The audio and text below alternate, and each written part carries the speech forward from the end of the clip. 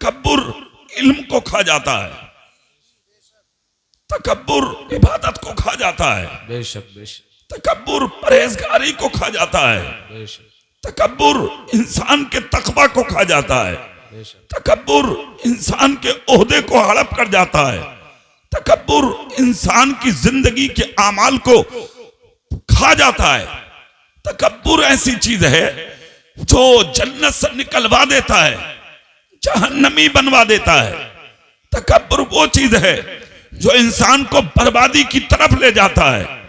अब तकब्बुर करने वाले खुद सोचें, माल अगर है तकब्बुर करते हो बर्बाद है, दौलत अगर है तकब्बुर करते हो बर्बाद है, जमीन अलग अगर है तकब्बुर करते हो तो बर्बाद हो, इल्म अगर है तकब्बुर करते हो बर्बाद हो, इबादत अगर है तकब्बुर करते हो बर्बाद हो, तकवा अगर है तकब्बुर करते हो बर्बाद हो, रियादत अगर है तकब्बुर करते हो बर्बाद हो, बंदगी तो है आपके पास, तकब्बुर करते हो तो बर्बाद है। पता ये लगा कि दुनिया के अंदर जीने के लिए तकब्बुर की जरूरत नहीं है, दुनिया में जीने के लिए आजिज़ी की जरूरत है, इंकिसारी की जरूरत है, झुकने की जरूरत है। झुकते चले जाइए, अल्लाह की बारगाह के बरगज़ीदा बंदे बनते चले जाइए। सुभान अल्लाह। नारे तकबीर, नारे रिसालत, मसलके आला हज़रत, उलमाए अहले सुन्नत। सुभान। सबसे पहले बारगाह नबी में झूम झूम कर दुरूद शरीफ पढ़ें। अल्लाहुम्मा सल्लि अला सय्यदना व शफीना व हबीबना व मौलाना मुहम्मदिन तिब्बिल क़ुलूब व दवाइहा व आफियतिल अब्दान व शिफाइहा व नूरिल अब्सार व ज़ियाइहा व आलिहि व अस्हाबिही दाइमन अबदा।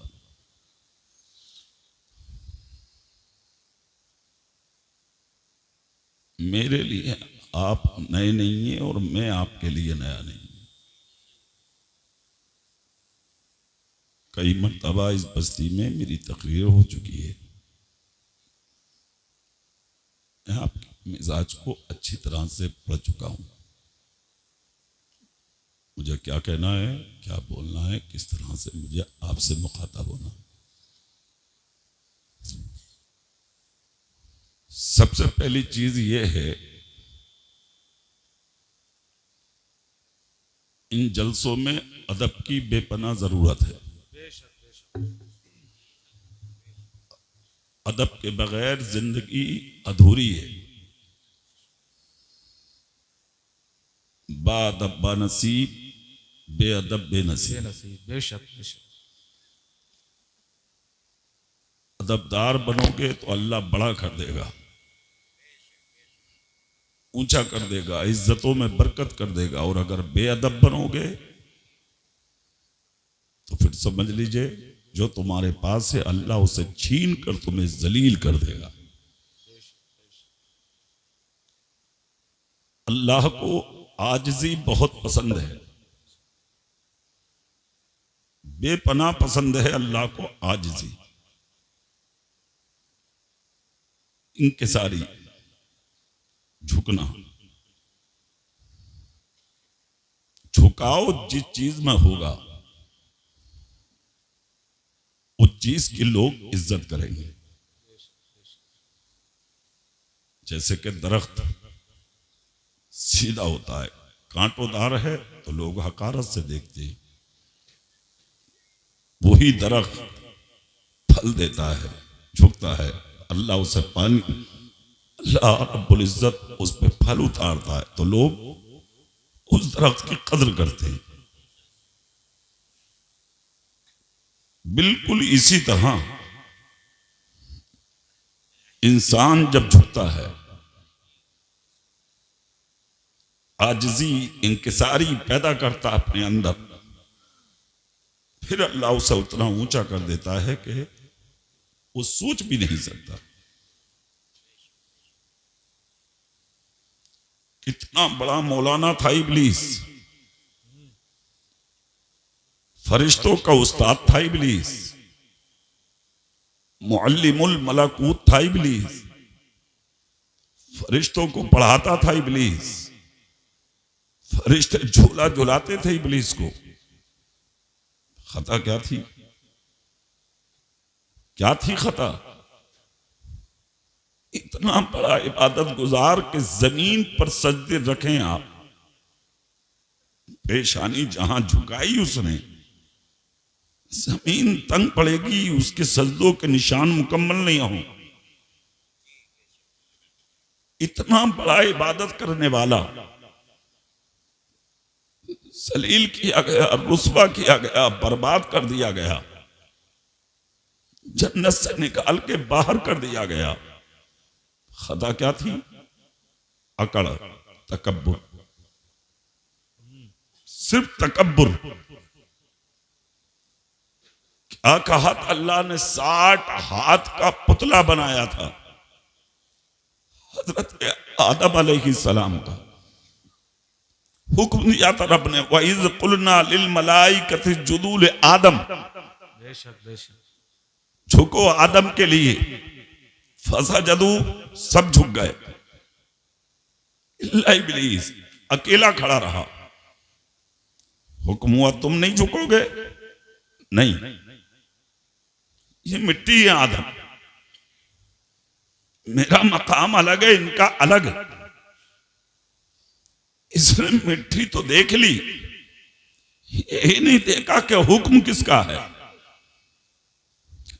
अकड़ आ गई, घमंड आ गया, तकब्बुर आ गया, अना आ गई इसके अंदर, झुका नहीं है। जब नहीं झुका तो अल्लाह रब्बुल इज्जत ने क्या कहा? अबा वस्तकबरा वकाना मिनल काफिरीन, निकल जा मेरी जन्नत से, मैंने तुझे जलील कर दिया, बर्बाद कर दिया, निकल जा। कयामत तक के लिए जन्नत से बाहर कर दिया गया इब्लीस को, इको बाहर कर दिया गया, इसको दर दर भटकने के लिए छोड़ दिया गया इसको। कल भी भटका था, आज भी भटक रहा है, सुबह कयामत तक भटकेगा। पता ये लगा तकब्बुर इल्म को खा जाता है, तकब्बुर इबादत को खा जाता है, बेशक बेशक, तकब्बुर परहेजगारी को खा जाता है, बेशक तकब्बुर इंसान के तकवा को खा जाता है, बेशक, तकब्बुर इंसान के ओहदे को हड़प कर जाता है, तकब्बुर इंसान की जिंदगी के आमाल को खा जाता है। तकब्बुर ऐसी चीज है जो जन्नत से निकलवा देता है, जहन्नमी बनवा देता है। तकब्बुर वो चीज है जो इंसान को बर्बादी की तरफ ले जाता है। अब तकब्बुर करने वाले खुद सोचें, माल अगर है तकब्बुर करते हो बर्बाद है, दौलत अगर है तकब्बुर करते हो बर्बाद है, जमीन अलग अगर है तकब्बुर करते हो तो बर्बाद हो, इल्म अगर है तकब्बुर करते हो बर्बाद हो, इबादत अगर है तकब्बुर करते हो बर्बाद हो, तकवा अगर है तकब्बुर करते हो बर्बाद हो, रियादत अगर है तकब्बुर करते हो बर्बाद हो, बंदगी है आपके पास तकब्बुर करते हो तो बर्बाद है। पता ये लगा कि दुनिया के अंदर जीने के लिए तकब्बुर की जरूरत नहीं है, दुनिया में जीने के लिए आजिज़ी की जरूरत है, इंकिसारी की जरूरत है, झुकने की जरूरत है। झुकते चले जाइए, अल्लाह की बारगाह के बरगज़ीदा बंदे बनते चले जाए। सुभान अल्लाह, नारे तकबीर, नारे रिसालत, मसलके आला हज़रत, उलमाए अहले सुन्नत। सुभान अल्लाह, सुभान अल्लाह। झुकना इंसान का अल्लाह को बहुत पसंद है, इतना पसंद है अल्लाह को, झुकना इतना पसंद है कि इंसान को अल्लाह वली बना देता है, इंसान को अल्लाह कुतुब बना देता है, इंसान को अल्लाह अब्ताल बना देता है। झुकने वाले को अल्लाह जमीन से उठा करके आसमान की बुलंदियों तक पहुंचा देता है। कितना पसंद है इंसान का झुकना अल्लाह को, जिसका कोई जवाब नहीं है। आज तो हमारा हाल ये है, दौलत की वजह से, शोहरत की वजह से, ताकत की वजह से, माल की वजह से, मकान की वजह से, बैंक बैलेंस की वजह से, अपनी जिंदगी की वजह से हम तकब्बुर में आ जाते हैं और दुनिया के अंदर झुकना खत्म कर दिया, अना के शिकार हो गए। फिर दूसरों को बताना शुरू किया, हम ऐसे हैं, हम ऐसे हैं, हम वैसे हैं। पता ये लगा दुनिया तेरे दिल पे गालिब आ गई, दुनिया तेरे दिमाग पे गालिब आ गई, दुनिया तेरी जिंदगी पे गालिब आ गई। अगर इंसान अच्छा होता तो फिर दौलत की घमंड नहीं करता, शोहरत का घमंड नहीं करता, तकब्बुर और अना का शिकार नहीं होता। दौलत रखने के बाद भी, तकवा रखने के बाद भी जो जमीन पर सर झुका के चलते हैं, अल्लाह ऐसे ही लोगों को पसंद फरमाता है। सुभान अल्लाह, माशाअल्लाह माशाअल्लाह। हमारे नबी को अल्लाह ने कैसी शान बख्शी, रहमतल लिल आलमीन बनकर तशरीफ लाए हैं मुस्तफा। सुभान अल्लाह, जोर से बोल के दिखाएं आप। सुभान अल्लाह, इधर वाले भी बोलें, जोर से बोलें सुभान अल्लाह। सुभान अल्लाह। मुझे अपनी हालत पे आने दें आप। हाथ उठा के बोले या रसूल अल्लाह। या रसूल अल्लाह। सबके हाथ ही नहीं उठे हैं अभी। वाकई ये सही कहा इन्होंने।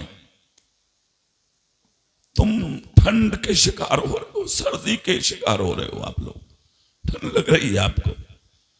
कितने लोग हैं अब जो अपने नबी के नाम पर जान दे सकते हैं? हाथ उठाएंगे वो?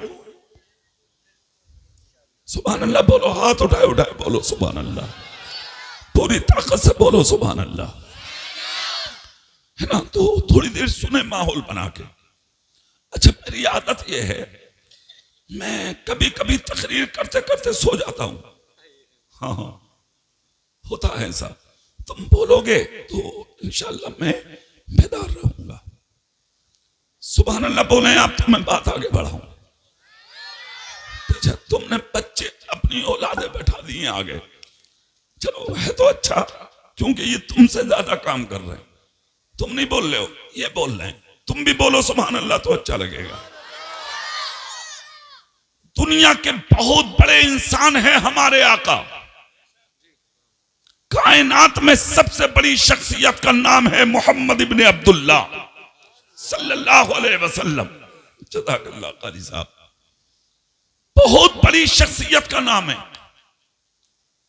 अल्लाह ने जमीन, आसमान, नबातात, जमादात, मशरिक, मगरिब, जुनूब, शिमाल सब नबी के सदक़े पैदा फरमाए। बेशक बेशक। इतनी बड़ी इज्जत, जिसकी इज्जत का ऐलान खुद अल्लाह कर रहा है। वलिल्लाहिल इज्जतु वले रसूलिही। सुभान अल्लाह। क्या कहा कुरान ने? इज्जत अल्लाह के लिए है, बेशक बेशक। इज्जत उसके रसूल के लिए है। बेशक। फिर भी मेरे रसूल की शान देखे आप। जब काशाने नबुव्वत से निकलते थे मुस्तफा, तो आलम ये था, जमीन पर नजर होती थी मुस्तफा की। जोर से बोल के दिखाएं। नजर नबी की जमीन पर होती।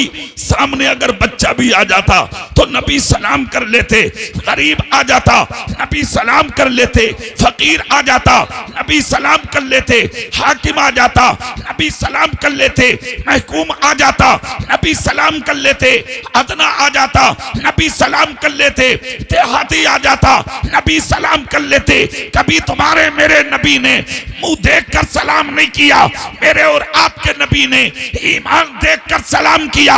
पूरी दुनिया को यह बता दिया, ऐ लोगों, जिंदगी तुम्हें मुझे देखकर गुजारनी है, इसीलिए दुनिया को सलाम करते थे मुस्तफा कि मैं अदना और आला, अमीर और गरीब, जब सबको सलाम करूंगा तो मेरी उम्मत को सलाम करने का सलीका नसीब हो जाएगा। सुभान अल्लाह, माशाअल्लाह माशाअल्लाह, बहुत खूब। सुभान अल्लाह। तुमने रविश इख्तियार नहीं की, तुमने रास्ता ही छोड़ दिया। तुम्हारे नबी ने तुमको जो सबक दिया है वो सुने। 3 दिन तक बच्चों को सलाम किया था मुस्तफा ने। जोर से बोलेंगे आप? कितने दिन किया था? बोलो जोर से।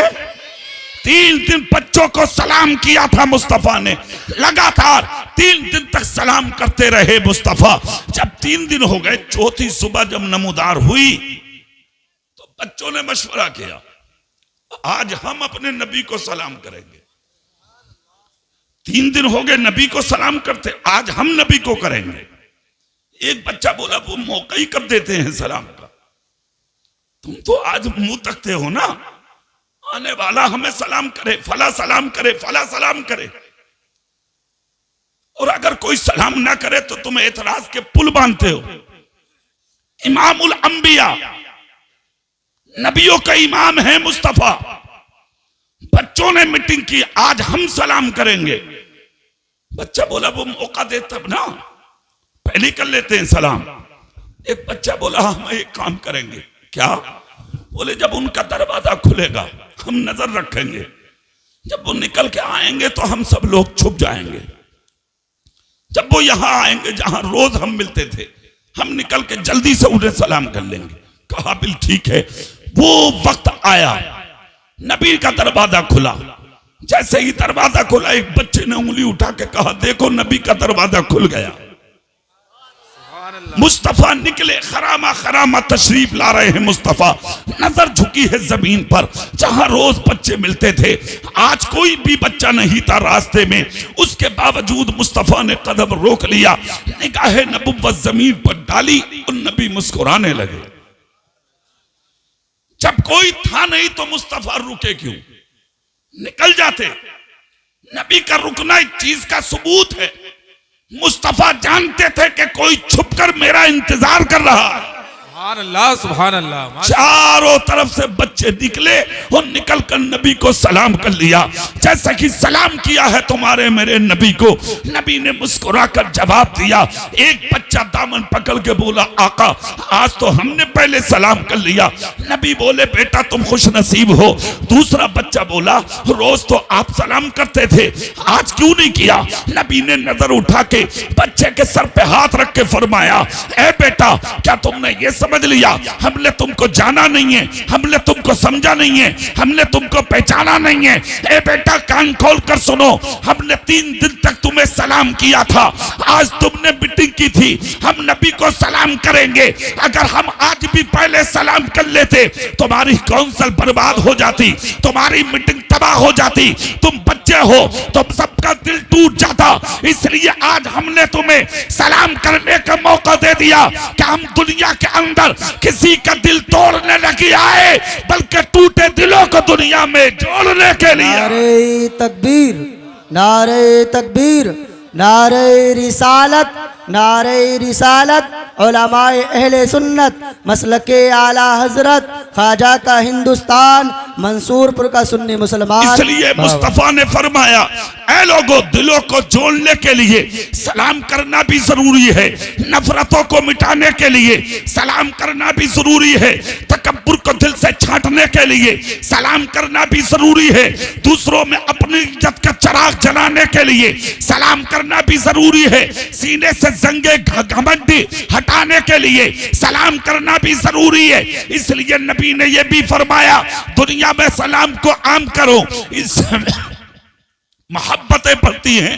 नफरतें दूर होती हैं। एक जगह पर नबी ने कहा सलाम को इतना आम करो, इतना आम करो कि कत्ल और गारत का माहौल इस दुनिया से खत्म हो जाए। एक सहाबी ने पूछा आका सलाम करने से कत्ल और गारत का माहौल कैसे खत्म होगा? मुस्तफा फरमाते हैं तुम सलाम करते चले जाओगे, नफरतों का गला घुटता चला जाएगा और मोहब्बतें दुनिया में आम होती चली जाए। इसलिए नबी ने फरमाया बाहर निकला करो तब भी सलाम किया करो, घरों में आया करो तब भी सलाम किया करो। घरों में किसको सलाम करो? नबी ने फरमाया बाप को भी सलाम करो, माँ को भी सलाम करो, भाई को भी सलाम करो, बहन को भी सलाम करो, बेटा को भी सलाम करो, बेटी को भी सलाम करो। और अगर बीवी हो जी क्या पूछो, भला जलसा कराया मौलाना, बीवी को भी हम ही सलाम करेंगे। इसका मतलब मैंने गलत बोल दिया? सुभान अल्लाह बोलेंगे आप? तो एक बात बताऊं, मैं जो बोल रहा हूं ये तुम्हारे नबी का फरमान है। जोर से बोलेंगे। नबी ने फरमाया घर में बीवी हो उसको भी, जोर से, घर में बीवी हो उसको भी। मंसूरपुर की माँ और बहनें बहुत खुश हो जाएंगी, मौलाना काम के हाथ लग गए, इन्होंने काम कर दिया सही, अब तो हमारे वाले भी हमें सलाम करेंगे, इसमें कोई शक नहीं है। घर में बीवी हो उसको सलाम करना चाहिए, अगर खुश नसीब है वो औरत, खुश नसीब है वो बहन, खुश नसीब है वो माँ, खुश नसीब है वो बेटी, खुश नसीब है वो औरत जो अपने शौहर का कदम, अपने अपने घर में आता हुआ देखे और देखकर ताजीम को शौहर की अपने घर में मुस्कुरा कर खड़ी हो जाए और मुस्कुरा के शौहर का चेहरा देख के अपने शौहर को सलाम कर ले। मुस्तफा फरमाते हैं औरत सलाम करके जमीन पर बैठती भी नहीं है, उससे पहले अल्लाह उस औरत को एक शहीद का सवाब अता फरमा देता है। सुभान अल्लाह। नारे तकबीर, नारे रिसालत, उलमाए अहले सुन्नत, हजरत अल्लामा मौलाना कारी इकबाल साहिब क़िबला, नारे तकबीर। इसलिए नबी ने फरमाया घरों में आओ तब भी सलाम, घरों से निकलो तब भी, जोर से बोलो, घरों से निकलो तब भी सलाम करो। और यही सबक तुम्हारे मेरे नबी ने अपनी बेटी को दिया। आज जो सबक उम्मत के जवानों को, बूढ़ों को, बच्चों को, दुनिया वालों को मुस्तफा दे रहे हैं, वही सबक मुस्तफा ने अपने घर में दिया। और यही उसूल है ना दुनिया का, यही ज़ाब्ता है ना इस दीन का कि मुस्तफा ने खुद कहा जो अपने लिए पसंद करते हो वही दुनिया वालों के लिए पसंद करो। मेरे नबी की पसंद क्या है उसको सुनो। सुभान अल्लाह बोलो, मैं नबी की पसंद बताता हूं। झूम के बोलो सुभान अल्लाह, पूरी ताकत से बोलो या रसूल अल्लाह। नबी की पसंद क्या थी? मौला अली से अपनी बेटी का निकाह करना। निकाह का दिन आया, मुस्तफा ने खुतबा पढ़ा, कौम ने बैठकर सुना, निकाह हो गया। जिस वक्त निकाह पढ़ा रहे थे मुस्तफा तो आंख से आंसू झलक रहे थे। मेरे रसूल की कितनी खुशनसीब होगी वो बेटी जिसका निकाह बेटी का बाप पढ़ा रहा हो। खुदा की कसम खुतबा मुस्तफा ने पढ़ा, कबूलियत मुस्तफा ने कराई, हाथ उठा के दुआ मुस्तफा कर रहे हैं। एक प्याला पानी लिया नबी ने और अपना दस्ते नबुव्वत प्याले में डाल दिया। कौन सा हाथ डाला? जो कभी बिलाल के सर पर रखा था तो गुलाम को इमाम बना दिया था, जो कभी चांद की तरफ उठाया था तो चांद को टुकड़ा कर दिया था, जो कभी सूरज की तरफ उठाया था तो सूरज को वापस बुला लिया था, जो कभी अबू जहल की मुट्ठी की तरफ उठाया था तो कंकर को कलमा पढ़ा दिया था, जो कभी पहाड़ की तरफ उठाया था तो पहाड़ को अपनी जगह से हटा दिया था। वही हाथ नबी ने उठाया, मुस्तफा जान रहमत ने उठाया कि जिन हाथों की घाइयों से नबी ने फैज के चश्मे जारी फरमाए थे तो बरेली के इमाम ने कहा था हाथ जिस शब्द उठा गनी कर दिया मुझे बहरे सखावत पे लाखों सलाम। वाह सुभान अल्लाह, बहुत खूब माशाअल्लाह। आज वही हाथ तुम्हारे मेरे रसूल ने उठाया, पानी के प्याले में डाल दिया हाथ। सुभान अल्लाह, जोर से बोलो सुभान अल्लाह। सुभान अल्लाह।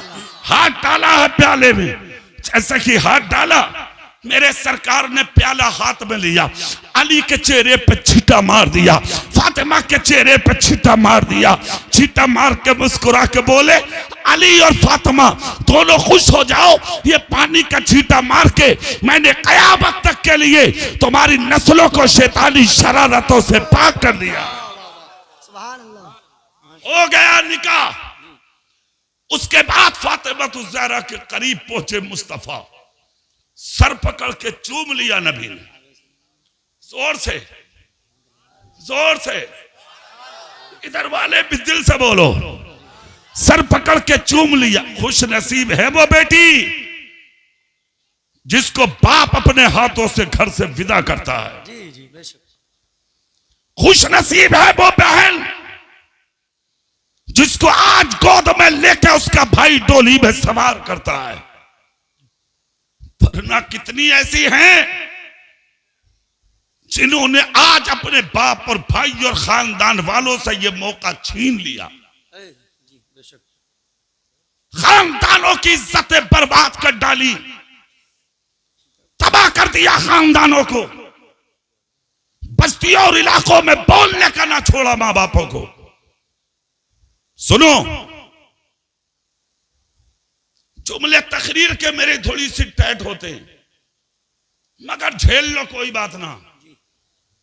जब जलसा कराया है तो भाई पकड़ना पड़ेगी, बर्दाश्त। बहुत अच्छा बोल रहे हैं। मगर एक चीज याद रखना, जो डॉक्टर तुम्हारा जख्म पकड़ के दबा के मवाद निकाल के चीरा लगाता है वो तुम्हारा दुश्मन नहीं होता। वो चीरा लगा के फाड़ के काट के दबा के तुम्हें कैंसर से बचाना चाहता है।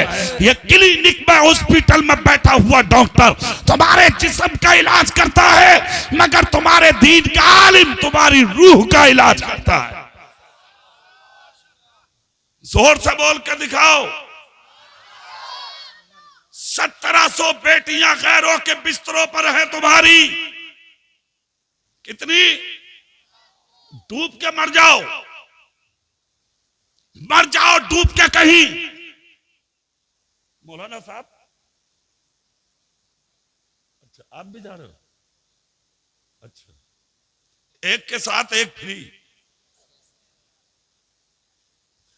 सुभान अल्लाह, सुभान अल्लाह। बोलो बोलो बोलो। अब कोई नहीं जाएगा इंशाल्लाह, तुम सुनोगे। मौलाना साहब जा रहे हैं काम से, वो आएंगे, वो नकीब साहब है, उनकी तो जिम्मेदारी है, वो आएंगे इंशाल्लाह। सुभान अल्लाह बोलेंगे आप, हाथ उठा के बोलेंगे या रसूल अल्लाह। सुनिए इधर, 1700 बेटियां हैं गैरों के बिस्तरों पर। शर्म नहीं आती हमें? गैरत नहीं आती हमें? क्या साबित करना चाहते हो भाई?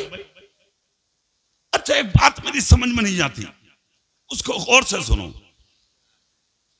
एक बेटी 9 महीने मां ने अपनी कोख में रखी,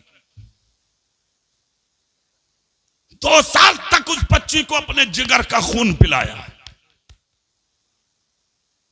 25 साल तक बच्ची को तुमने अपने कांधे पर रख के परवरिश किया। तेरे टुकड़े खा के जीने वाली बेटी तेरे घर से भागी क्यों? अल्लाह। क्यों थाने में तेरे खिलाफ देती है बयान? क्यों चौकी में तेरे खिलाफ बोलती है वो? क्यों कचहरी में तेरा चेहरा देख के भागती है वो? क्यों सोशल मीडिया पे वीडियो बना के भाइयों, बाप, मां, खानदान वालों के खिलाफ डालती है वो? सवाल उठता है, पेट में मां ने रखी, दूध मां ने पिलाया, 25 साल तक तुमने पाला, बेटी भागी क्यों? तलाश करो इस वजह को, तलाश की वजह। मोहल्ले की औरतों ने मां से पूछा, क्या हुआ जी ये? तो वो मां कह रही है, मां मेरी को तो हुस्न को नजर लग गई। हो मुफ्तन कह रही है, मुफ्तन बगैर पढ़ी जाहिला। वो कह रही है मुफ्तन बोले मेरी बेटी के हुस्न को नजर लग गई। क्या हुस्न है तेरी बेटी के पास जो हुस्न अल्लाह ने मेरी रसूल की बेटी को अता किया था? जोर से नहीं बोलोगे तुम? नहीं बोलोगे जोर से सुभान अल्लाह? क्या हुस्न है तेरे पास और तेरी बेटी के पास? नजर लग गई? नहीं, वजह कुछ और है, वो तलाश कर। जब उस वजह को तलाश किया तो एक मंजिल पर मैं भी पहुंचा और उसको मैंने गौर से देखा। एक गरीब बाप जिसने अपने छोटे बड़े बच्चों की परवरिश की।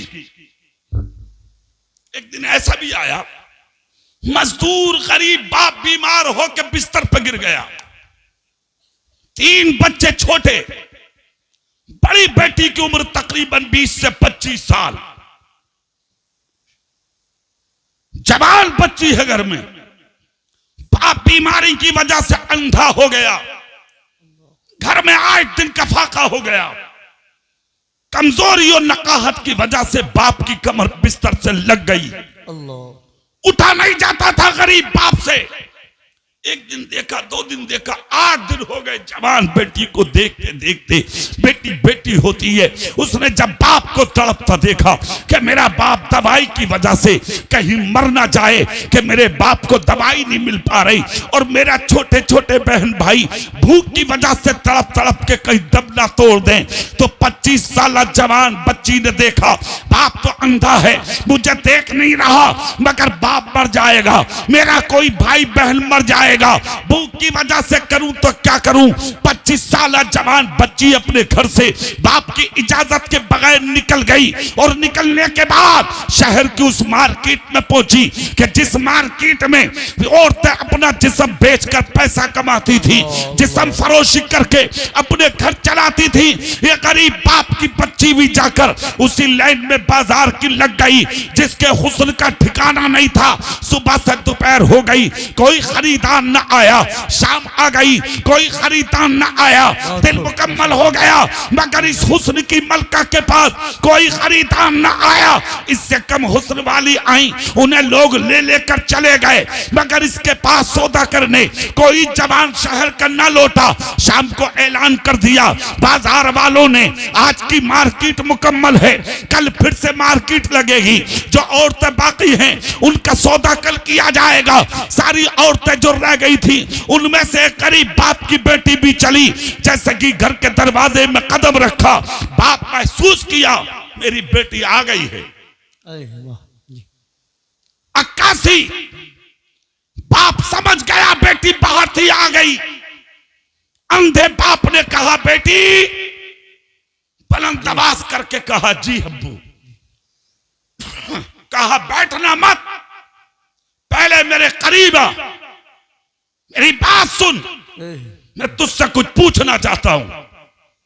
इतना जब कहा तो करीब बच्ची की आंख से आंसू निकल गए, आंखों के आगे अंधेरा आ गया, जिस्म हिल गया, पैर लरसबर अंदाम हो गए। बच्ची आगे बढ़ी और जाके अपना सर बाप के कदमों में रख दिया। बाप उठा, उठकर अपना हाथ बच्ची के सर पर रखा, और रखने के बाद कहा बेटी रोवे मत, सच बता दे सुबह से थी कहां। बच्ची नहीं बोली, फिर से कहा, बच्ची ना बोली। बाप बोला बेटी सच बताते मैं तेरा बाप हूं, और तू मेरी लख्ते जिगर है, अगर तू मुझे ना बताएगी दिल की बात तो फिर किसको बताएगी।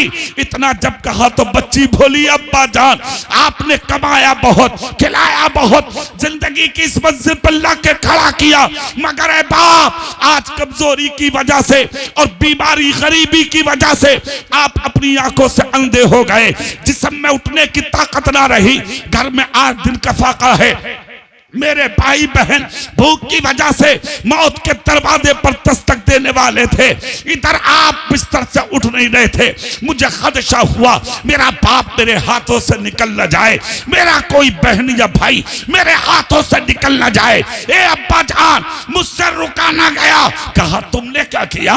कहा मैं आपकी इजाजत के बगैर अपने घर से निकली और शहर की उस मार्केट में गई अब्बा जान, कि जिस मार्केट में औरतें जाकर अपना जिस्म मर्दों को बेच के अपने चूल्हे चलाती हैं, अपने घर चलाती हैं, अपनी जिस्म फरोशी करके अपनी जिंदगी के ऐश लेती हैं।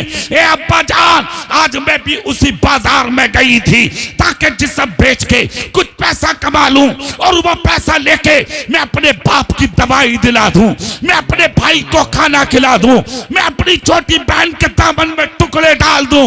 ए अब्बा जान मुझे माफ करना, मैं आपकी इजाजत के बगैर चली गई, मगर क्या करूं मेरी किस्मत अच्छी ना निकली। बाप बोला बेटी एक बात पूछ लूं? कहा क्या? कहा कोई खरीदार आया, कोई सौदा करने वाला आया, कोई तेरे पास तेरी खैरियत पूछने के लिए आया, कोई तेरे पास कोई वजह पूछने के लिए आया कि तुम क्यों खड़ी हो, किस लिए खड़ी हो? ए बेटी क्या बता सकती हो कितने खरीदार आए? चीख निकल गई हुस्न की मलका की। बाप का पांव पकड़ के कहा अब्बा अफसोस इसी चीज का है जो कब हुस्न वाली थी उन्हें लोग खरीद कर अच्छे पैसों में ले गए, मैं सुबह से शाम तक खड़ी रही। खरीदना तो बड़ी बात, कोई सौदा करने भी नहीं आया। सौदा करना तो बड़ी बात, किसी ने तुम्हारी बेटी को नजर उठा के भी नहीं देखा। मंसूरपुर के जिंदा दिल सुन्नियों इतना जब कहा तो बीमार बाप बोला बेटी सुन, अभी तो एक दिन बाजार में गई है, अगर कयामत तक रोजाना बाजार में जाके तो खड़ी होती रहेगी तो उस बाजार में किसी की हिम्मत नहीं है जो मेरी बेटी की तरफ नजर उठा के देख ले, इसलिए कि तेरा बाप गरीब जरूर है मगर जिंदगी में औलाद को कभी हराम का लुक़मा नहीं खिलाया। नारे तकबीर, नारे तकबीर, नारे रिसालत, नारे रिसालत। अल्लामा मुफ्ती कारी इकबाल साहिब किबला, कारी इकबाल साहिब शिकमपुरी से किबला, नारे तकबीर, नारे कारी साहब का यही बहुत है, मुफ्ती तो बहुत है इस जमाने में, मुफ्तियों की कभी नहीं है हजरत।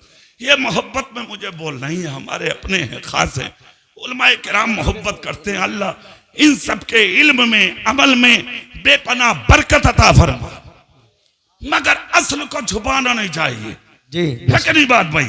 हम जैसे लोग अपने बारे में झूठ बुलवाएंगे तो फिर कौम का क्या होगा, है कि नहीं? दुआ करो कि अल्लाह जितना है इसी पे कायम रखे। जी बेशक। जोर से बोलो ना सुभान अल्लाह, पूरी ताकत से बोलो सुभान अल्लाह। चेहरा मेरी तरफ करके बात सुनो, जिंदगी 4 दिन की है, इसे ऐसी बना लो, ऐसी बना लो, कब्र में पहुंचो तो मुस्तफा देख के खुश हो जाए, कयामत पे पहुंचो तो खुदा देख के राजी हो जाए। वाह।